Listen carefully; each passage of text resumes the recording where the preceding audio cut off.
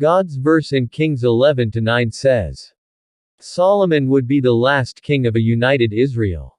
Because of the dissolution of a united country.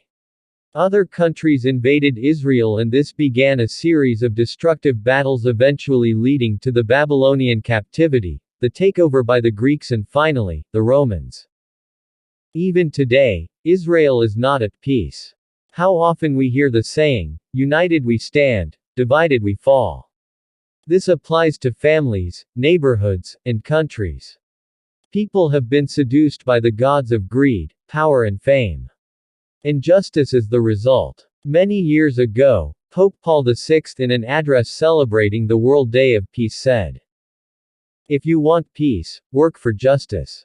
If you think about the revolutions we have learned about in history or have suffered through in our own lifetime, the root cause seems to be a search for justice. There are still countries where it is impossible to live without fear.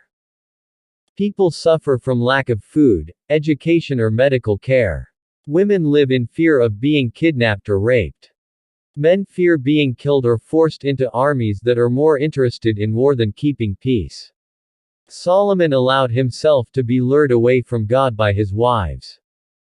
What lures us away from God and God's law? It's a question each of us needs to answer.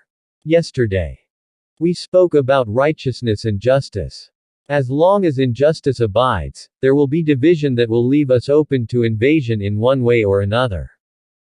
There's not much we can do in countries that are not our own except to pray and offer whatever support that is available, but we can work for justice in our own cities, our own countries. We can support laws that protect the poor and the vulnerable. We can volunteer for organizations that reach out to help. May we always be part of the solution and not part of the problem, working for peace and helping to eliminate injustice in any way that we can.